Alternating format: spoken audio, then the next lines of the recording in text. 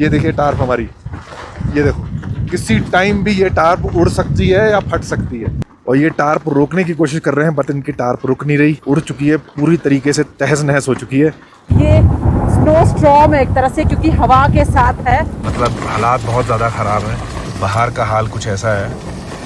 ये सारी कुर्सियाँ लेट चुकी हैं, टार्प की हालत आप देख सकते हो। ये टेंट है, ये अभी रुका हुआ मेरा, ये वाला भी टेंट गिरने वाला है, ये टेंट भी गिरने वाला है।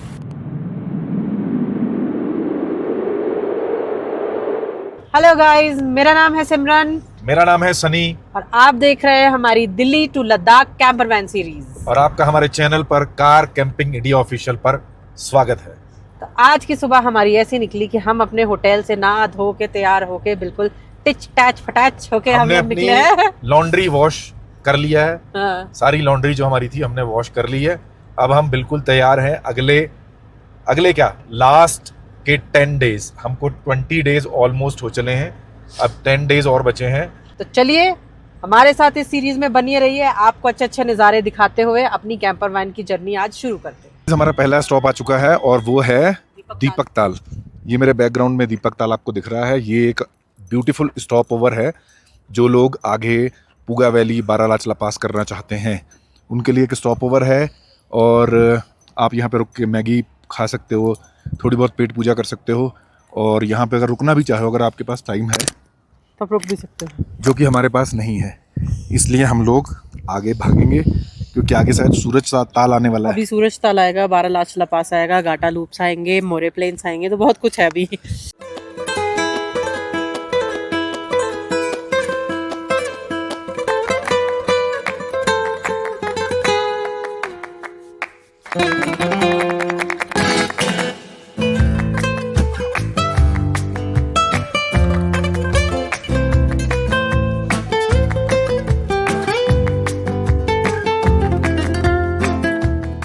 तो अभी आप जो सीन देखोगे सामने, जरा बाहर से दिखाना, मतलब नीला आसमान, वाइट कलर की स्नो पीक्स, और उसके बीच इतने ज़्यादा व्हीकल मैंने पहली बार देखे हैं। आप देखो, अगर जिग जैग हर जगह व्हीकल्स ही व्हीकल्स हैं, और ऐसे दौड़ रहे हैं जैसे हाईवे हो, और लोग उल्टियाँ भी कर रहे हैं। अब ये नेचर को कितना ज़्यादा नुकसान कर रहा होगा, हम भी इनमें से एक हैं, ठीक है, बट जो टैक्सीज़ हैं वो तो इतनी ज़्यादा है कि हम कुछ कह नहीं सकते। ऐसा लग रहा है कि ये सब कुछ रोक देना चाहिए।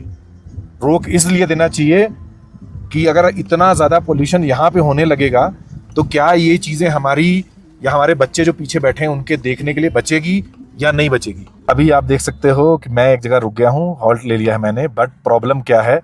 प्रॉब्लम ये है कि सूरज तले दीपक, यानी पहले हमें दीपक में रुकना पड़ा, जबकि हम रुकना नहीं चाहते, ये सिर्फ आपको दिखाने के लिए है।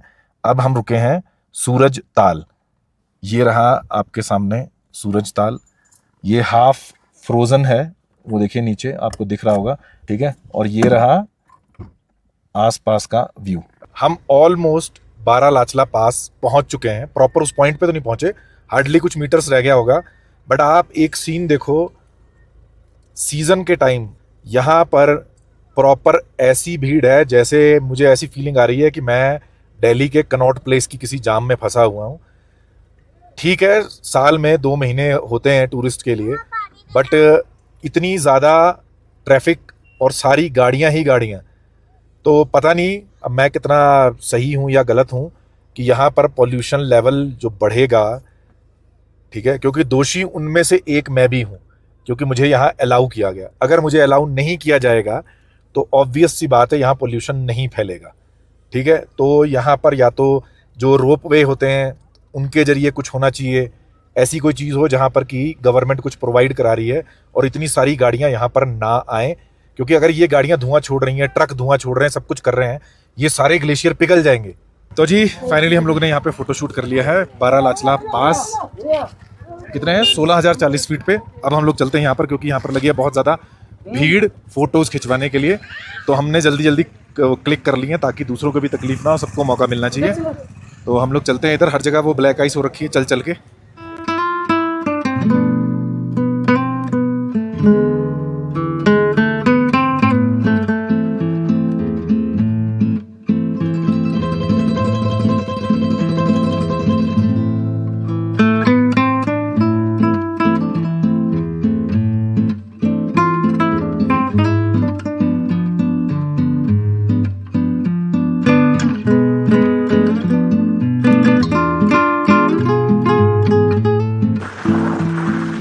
अभी हम लोग पहुंच गए हैं बारालाचला पास से सरचू की तरफ, और सरचू हमारे से लगभग 6 या 7 किलोमीटर रह गया है। वहाँ पर एक एंट्री पॉइंट है, एंट्री पॉइंट करा के आगे बढ़ेंगे। अब हम यहाँ पर इसलिए रुके हुए हैं, अगर आप मेरे पीछे देखोगे, मैं आपको दिखाता हूँ, ये जो पीछे पहाड़ों की शेप आप देख रहे हो, ये नदी के आसपास, पहाड़ की शेप की बाद में बात करते हैं, ये नदी बीच में बह रही है, इसके आसपास जो शेप्स आपको दिख रहे हैं इनको कैनियंस बोला जाता है। ये कुदरती रूप से खुद बनी है, और उसके पीछे जो आपको ग्राउंड दिख रहा है पूरा मीडोज़, इतने बड़े बड़े मीडोज़ हैं कि ये किलोमीटर्स के हिसाब से हैं, पीछे से चलते आ रहे हैं और कॉन्टिन्यूस ये चलते ही रहेंगे। ऐसे मीडोज़ जो हैं वो आपको यहीं पर सरचू के आसपास देखने को मिलेंगे। और अब बात करते हैं उसके पीछे जो पहाड़ है, आप उसकी शेप देखो, ये शेप हवा का जो प्रेशर होता है, हवा और एवलॉन्च जब आते हैं उनसे ये शेप बनती है। मतलब हवा इतनी तेज़ होती है यहाँ पर कि हवा इसको काट काट के ऐसा शेप बनाती है इसका पहाड़ का। तो अब आप अंदाज़ा लगा लो कि कुदरत का कैसा रूप आपको लद्दाख में देखने को मिलता है। इसीलिए मैं कहता हूँ कि अपनी लाइफ में एक बार अगर आपने ये देखना है कि भगवान ने क्या क्या बनाया है, उसके लिए एक बार आप लोग लद्दाख विजिट ज़रूर करें। गाइस हम रुके हैं यहाँ पे लंच के लिए, और हमारे जो मेंबर्स हैं वो इतने थक गए हैं थोड़ी सी ड्राइविंग करके कि वो यहाँ आके लेट गए हैं सारे। और अब आंटी हमको बहुत स्वाद सा खाना बना के खिलाएंगी, और उसके बाद हम अपने सफ़र की तरफ आगे बढ़ेंगे। मेरा छोटंका भी सो गया है, जैस्मीन भी आधी नींद में है, चौधरी साहब भी पूरे रिलैक्स मोड में आ गए, छूते छूते उतार के ऊपर। फाइनली हमारा खाना आ गया है, उस पे राजमा और चावल और परोठे भी हमने मंगाए हैं। ये देखो अंकल हमें सर्व कर रहे हैं। अंकल खाना बहुत अच्छा बनाया आपने, थैंक यू। खाना हमने खा लिया है, साथ में आपको रेकमेंड भी कर देता हूँ मैं, सरचू में ये सामने, ये आप ध्यान रखना, नॉर्लिंग मनाली ढाबा, यहाँ पे जो आंटी हैं उन्होंने खाना बिल्कुल घर जैसा दिया है, बहुत ही कोजी माहौल है अंदर, बड़ा बढ़िया खाना मिलता है। So guys this is the starting point for Gata loops. Total हमारे हैं 21 लूप्स, जिसका ऑल्टीट्यूड है 13,780 फीट। सो हम लोगों ने क्या किया है, हम यहाँ सब रुक गए हैं, गाड़ी के बोनट एटलीस्ट हमने अपना खोल दिया है सो दैट कि हम लोग थोड़ा गाड़ी को रेस्ट दे सके, क्योंकि ये लूप्स ऐसे हैं कि थोड़े थोड़े डिस्टेंस पे ऐसे ऐसे ऐसे और ऐसे, तो इन लूप्स पे गाड़ी अक्सर क्लच पे बहुत फ़र्क पड़ता है, ब्रेकिंग बहुत देनी पड़ती है आपको, दोनों चीज़ों पे बहुत असर पड़ता है। तो फ़िलहाल गाड़ी दी है हमने खोल, सो दैट थोड़ी हवा ले ले गाड़ी, थोड़ी ठंडी हो जाए गाड़ी, उसके बाद हम लगातार ये लूप क्रॉस करेंगे। फॉर्च्यूनर महाराज की जय, कृपा करें हमको गाटा लूप्स आराम से पार करें। यहाँ पे हो रही है फॉर्च्यूनर की पूजा, क्योंकि आपको मैंने पहले बताया कि हमने गाटा लूप सब स्टार्ट करने हैं, तो उससे पहले हम सारी पाठ पूजा, व्हीकल भी हमारा भगवान है, यही हमको ऊपर तक लेके जाएगा, इसकी पूजा करना भी बहुत ज़रूरी है, क्योंकि लोहा है, लोहे को भी पूछते रहना चाहिए, अगर पूछते रहोगे तो लोहा आपको बहुत ये है तो हम जा रहे हैं, नहीं हम जा ही नहीं सकते। सही बात है, ये है, यही लेके जा रहा है हमको। तो जी ये यहाँ पर एक मंदिर है, किसी ड्राइवर का, if I am not wrong, यहाँ पे एक्सीडेंट हुआ था, पानी की वजह से वो तड़प तड़प के मर गया था, इसीलिए हम लोग यहाँ पर पानी चढ़ाते हैं ताकि उनकी आत्मा को शांति मिले और सबका सफ़र उनके आशीर्वाद से सफल हो। तो जी ये है 20वां लूप, इसके बाद 21वां लूप भी है, वो है लास्ट। तो मैंने सोचा एक बार आपको ऊपर से दिखाता हूँ कि लूप्स ऊपर से कैसे नज़र आते हैं।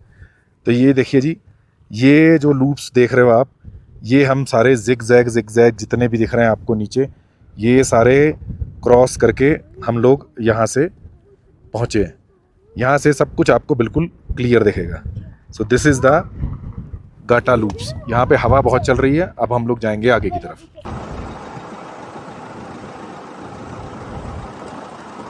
फाइनली हम लोग अपने रास्ते में, हमें एक और पास पड़ा है जिसका नाम है नाकिला पास। ये पीछे मेरे को दिख रहा है, ये इतना पॉपुलर नहीं है, लोग रुकते नहीं है यहाँ पर ज़्यादा, क्योंकि लोग भी आपको पता है भेड़ चाल वाले हैं, जहाँ पर भीड़ लग जाएगी वहीं पे भीड़ लगाएंगे।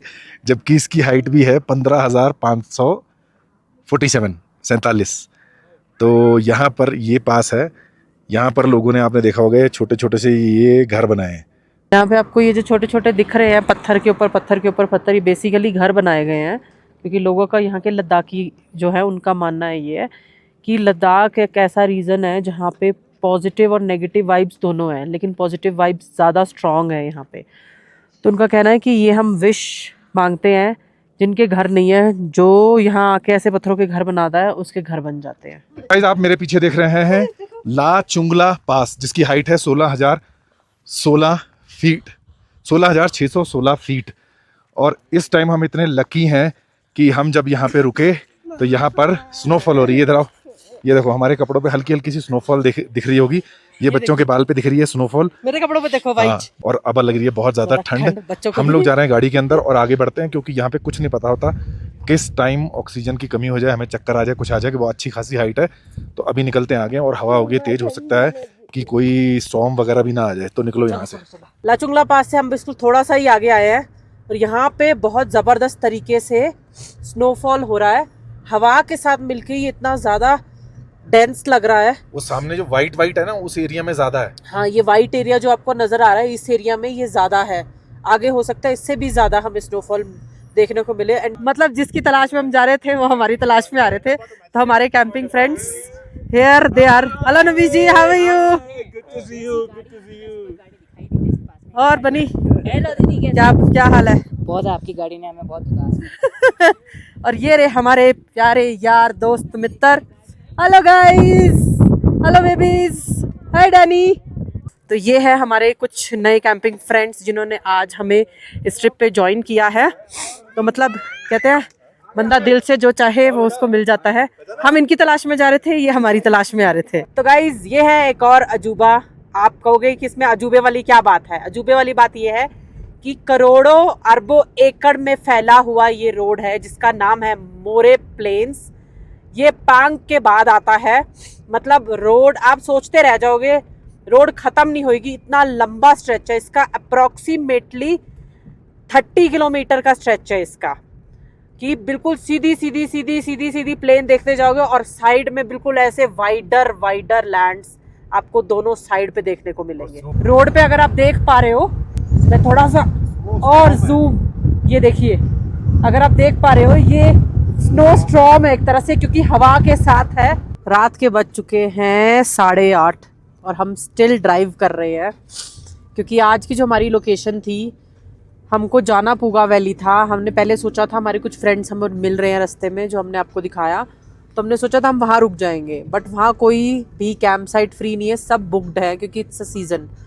तो अब हमने ये डिसाइड किया है कि हम रात के टाइम, चाहे लंबी ड्राइव हो गए, रात के 10 बज जाए हमें, लेकिन आज हम अपना पूरी जो डेस्टिनेशन पे हमने जाना था, जिस कैंपिंग लोकेशन पे हमने पहले डिसाइड किया था, वहीं जाएंगे, वहीं रुकेंगे, सो दैट अगले 2 दिन हम रिलैक्स्ड होके बिता सके। क्योंकि कैंपर वैन लाइफ में होता क्या है कि स्पेशली अगर आप जब बच्चों के साथ ट्रैवल करते हो तो सामान बहुत होता है, तो आप हॉल्ट ऐसे नहीं ले सकते कि हाँ भाई आज रुक जाओ, 20-25 किलोमीटर बाद अगले दिन दोबारा करोगे, क्योंकि आप जब अनपैक करके पैकिंग करते हो दोबारा, इट विल टेक टाइम, क्योंकि सुबह उठोगे, फ्रेशन अप होगे, नाश्ता करोगे, तो it will take time with kids.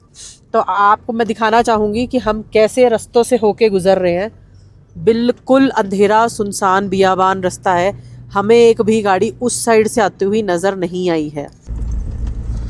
तो ये है याक, इसने हमारा स्वागत किया पूगा वैली इसने में। हमारा स्वागत किया है पूगा वैली में। हेलो हेलो गाय वाली आग लगी। हेलो भाई साहब, क्या कर कैसे रहे हो हैं? आप? ठीक हो?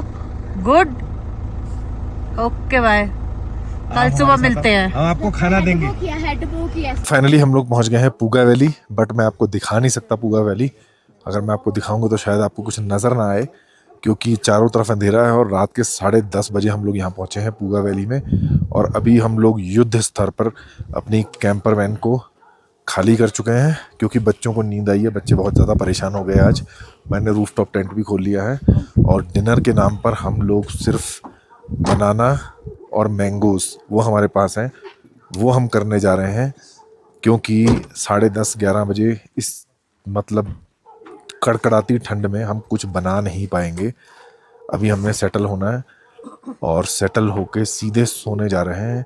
आपको मिलेंगे कल। आज हम पहुंचे हैं Puga valley. Puga valley famous है इसके बिल्कुल एनलार्ज, बहुत ज़्यादा दूर तक फैले हुए मिडोज के लिए, ग्रीन लश ग्रीन मिडोज हैं। यहाँ पे आपको हॉट वाटर स्प्रिंग भी मिल जाएगा। It's a very awesome place. इस वैली में ग्रीन ग्रास के आसपास पहाड़ भी हैं जहाँ आपको थोड़ी थोड़ी बर्फ भी देखने को मिल जाएगी।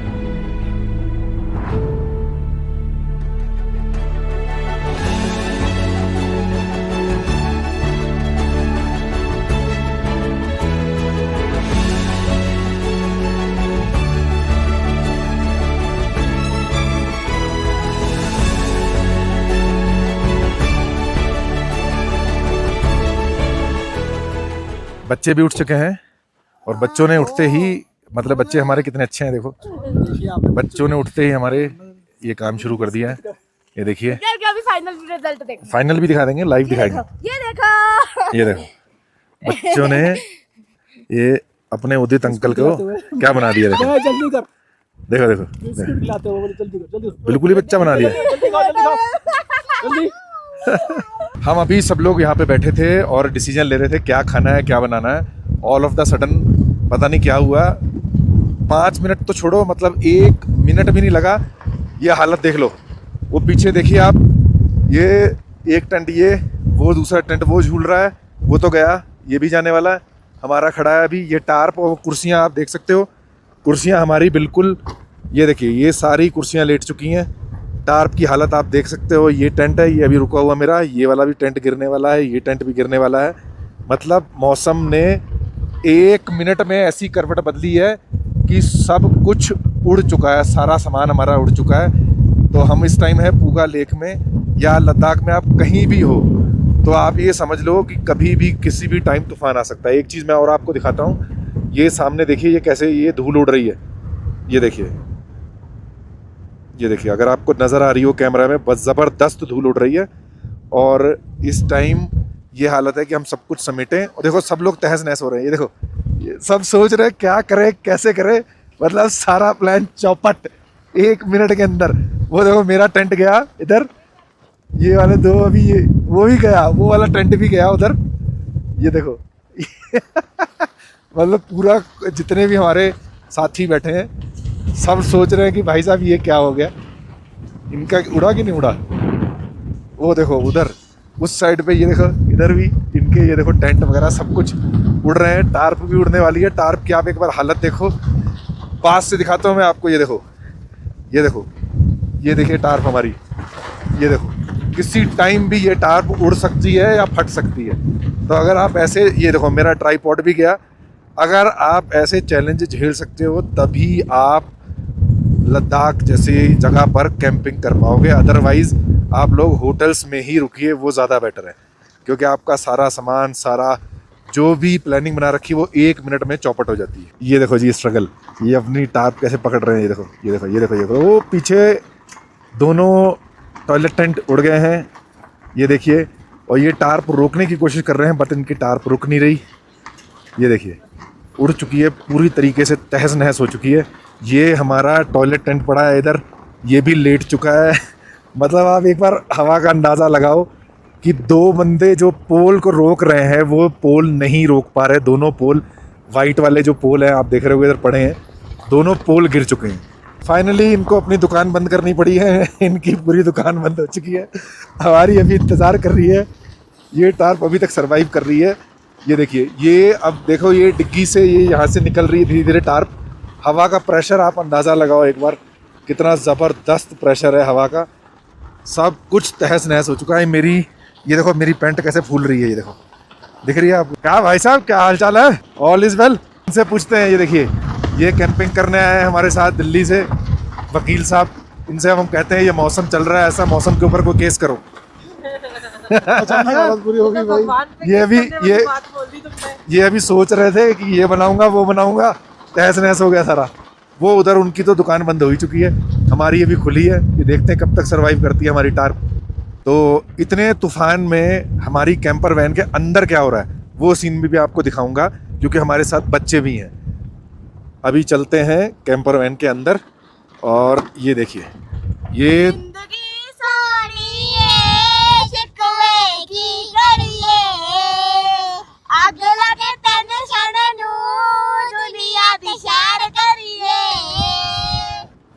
देख लिया आपने कैंपर वैन के अंदर क्या हो रहा है। बट एक चीज़ और दिखाता हूँ, बच्चे सिर्फ ये नहीं कि 24 घंटे गाना गाते रहते हैं, मेरे बच्चे वो भी करते हैं, क्या कहते हैं, इनको मैंने कराया है, ये देखिए पीछे दिखाओ क्या कर रहे हो, ये देखिए इनका हॉलीडे होमवर्क है जो, वो भी यहाँ पर।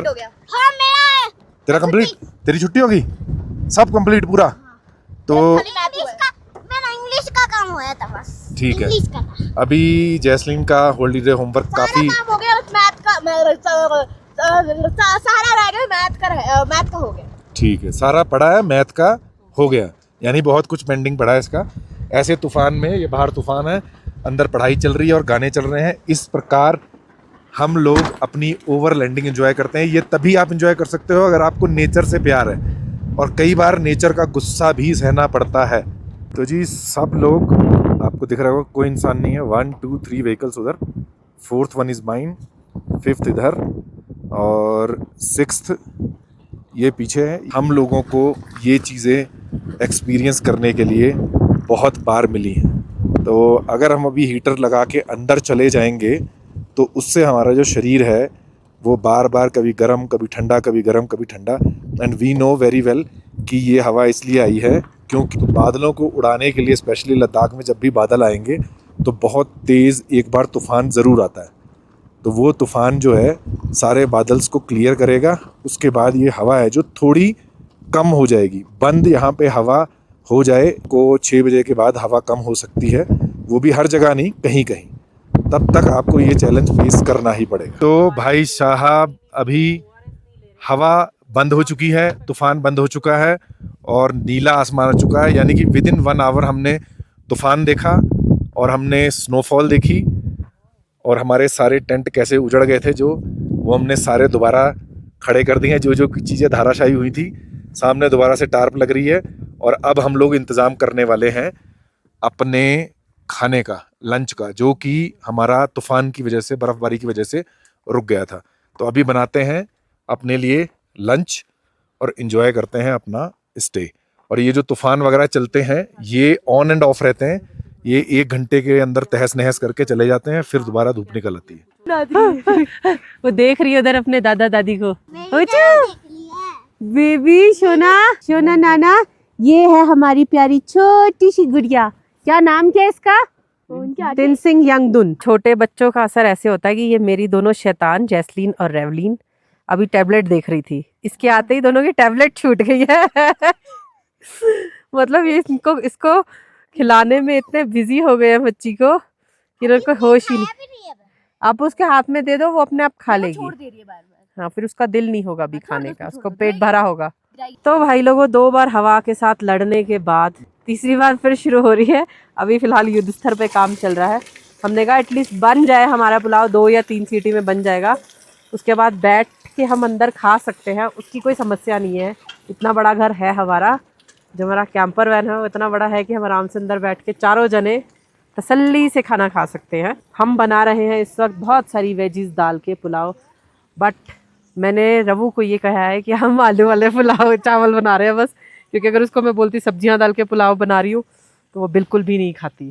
तो जी यहाँ पर ये आलू की सब्जी और एक परोठा आया है उदित की तरफ से, और मैंने बनाया है ये पुलाव वेजीज वाला। तो जिसने जिसने खाना है आप आ जाएं और खाएं, पर वही खाएं जिन्होंने योगदान दिया है, बाकी किसी को कुछ नहीं मिलेगा, ये बात पक्की है। इतने तूफान में 3-3 ब्रेक लेके पुलाव बनाए जाए, रोटी बनाई जाए और बिना योगदान दिए कोई खा जाए तो फिर हमको अच्छा नहीं लगता है। आलू भी बनाए हैं इधर देखो, परोठे भी बन रहे हैं, ये देखो ज़बरदस्त परोठे, कलर कितना अच्छा है। ये देखो सब्जी बनाई है साथ में, ज़बरदस्त छा गया बंदा भाई। अब तू सोलो कर सकता है। ये जो खीरा है मजा आ गया भाई। ये आप उसी में रख लो प्लेट में अपने। सो गाइज, बलवीर जी अपने हाथ में कॉफ़ी लिए और मैं अपने हाथ में कैमरा लिए, हम दोनों साथ जा रहे हैं। हमारी कैंपिंग लोकेशन के बिल्कुल सामने चरवाहे हैं, उनके पास याक्स हैं सबके पास ऑलमोस्ट। तो हम अपना लक ट्राई करने जा रहे हैं कि हमें दूध मिल जाए। ज़्यादा नहीं, 2 किलो दूध चाहिए, हमारा आज मीठा खाने का दिल हो रहा है। तो चावल और सेवियाँ दोनों हमारे पास है, चीनी भी है। तो हमने सोचा क्योंकि दूध लाया जाए, उसको अच्छी तरह से काट के खीर बनाई जाए या सेवियाँ बनाई जाए दूध वाली मीठी। तो बच्चों की चॉइस होगी लास्ट फाइनल। हाँ, बच्चों से पूछ लेंगे वो क्या खाना पसंद करेंगे। तो अभी चलते हैं, देखते हैं, पूछते हैं उनसे कि उनके पास है या नहीं है। दूध मिल जाएगा, आपके पास होगा दूध? 2 किलो दूध चाहिए, हम आपको पेमेंट कर देंगे। तो गाइस, इनको हिंदी आती है, इनसे पूछते हैं। याक का दूध चाहिए, याक का अगर हो। नहीं हो, किसी के पास नहीं होगा यहाँ आसपास? 2 घंटे के बाद सिर्फ एक ही होगा। एक ही हो जाएगा। चलो 1 लीटर दे दो। ठीक है, thank you, thank you. Ali, ये छोटा सा मेहमान छोटू कैसे तू? अभी यू कितना छोटा है, ये कब पैदा हुआ, कितने दिन का है? 2 घंटा 2 घंटे पहले हुआ है। ओए 2 घंटे पहले हुआ तू। Happy birthday, happy birthday. तो गाइज, हमारा दूध हो गया कंफर्म। ये दीदी हमको दूध दे देंगी शाम को 1 लीटर और 2 घंटे के बाद 101 रुपये में। तो थैंक यू, हम शाम को आते हैं 2 घंटे बाद, ठीक है? चलो। तो गाइज फाइनली 2 तो नहीं मिला, एटलीस्ट 1 किलो मिल गया है। मिला वो सही। हाँ, मतलब ये कह सकते हैं हम 1 किलो हमें मिला है। हम कोशिश करते हैं कि अपने पास जो दूध है कितना है पहले कैलकुलेट कर लेते हैं, उसमें से 1 लीटर डाल लेंगे। 4-5 लीटर है। हाँ, 4-5 लीटर है। तो उसमें से 1 लीटर हम डाल लेंगे वो, और 1 लीटर इनका हो जाएगा। दोनों को मिक्स करके वी कैन प्रिपेयर एटलीस्ट हमारा स्वीट डिश आज का कंफर्म हो गया है। मैं और रेवलिन पिछले 2.5 घंटे से रूफटॉप टेंट में बैठे हैं। इसकी मम्मी और बड़ी लड़की नीचे बैठे हैं। हम सब लोग पैक हो चुके हैं, जबकि सबसे हिम्मत वाले हम हैं। हमको भी अंदर आना पड़ा है। इतना ज़बरदस्त तूफ़ान हमने अपनी ज़िंदगी में कभी नहीं देखा। मतलब मुझे डर लग रहा है कि कहीं रूफटॉप टेंट को भी नुकसान ना हो जाए। अभी मैं आपको बाहर से दिखाता हूँ कि बाहर क्या सीन है। बाहर का हाल कुछ ऐसा है, ये आपको टार्प हमारी नीचे लगी है, दिख रहा होगा, और वो उधर एक टेंट पड़ा है नीचे। मतलब हालात बहुत ज़्यादा ख़राब हैं। ये देखिए सामने पॉलीथीन पड़ी है, मतलब कुछ कह नहीं सकते, शायद आपको मेरी आवाज़ भी ना आए। बहुत ज़्यादा हालत ख़राब है। हमने इतना ज़बरदस्त तूफ़ान कभी नहीं देखा। कम से कम नहीं तो 50-60 किलोमीटर पर आवर के हिसाब से यहाँ पे चल रही है हवा। और ये सामने देखिए, ये यहाँ से दिखाई नहीं देगा अभी, ये गाड़ी के ऊपर जो सामान पड़ा है वो अगर आपको दिख रहा हो कैसे हिल रहा है, ये देखिए, ये देखिए, ये टाप लगी है, ये देखिए। यहाँ से विजिबल नहीं है क्योंकि आगे मैश लगा हुआ है, बट कुल मिला के हालात बहुत ज़्यादा ख़राब है। फाइनली वायु देवता ने हम पे कृपा कर दी है और थोड़ी देर के लिए थम गया वायु देवता उड़ना। हमने उनको रिक्वेस्ट की थी कि उड़ना बंद करो, तभी वो थोड़ी देर के लिए विश्राम कर रहे हैं। मीनवाइल हमने ये सोचा है क्यों ना इस मौके का फ़ायदा उठाया जाए। तो खाना के लिए जो हमने रॉ मटेरियल था वो पहले से प्रिपेयर करके रखा था। अब बस क्विकली हम सामान अपना बनाएंगे। आज हम बना रहे हैं स्पैगेटी, और ये सामान सुबह कटा हुआ था। अब फिलहाल चौधरी साहब इसको पीस रहे हैं फटाफट से। ये ग्राइंडर बहुत अच्छा है, आई विल रिकमेंड एवरीबडी। बहुत ज़्यादा ये वो नहीं लेता है, इलेक्ट्रिसिटी नहीं लेता है।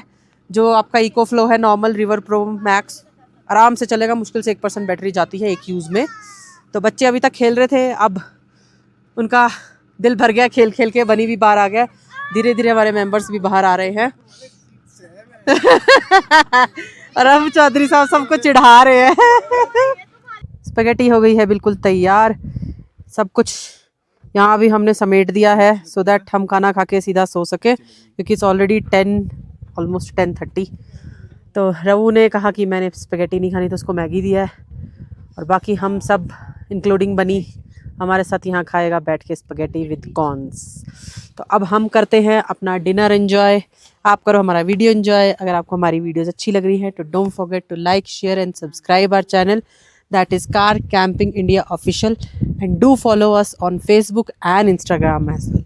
Good night friends, see you tomorrow, bye bye, love you.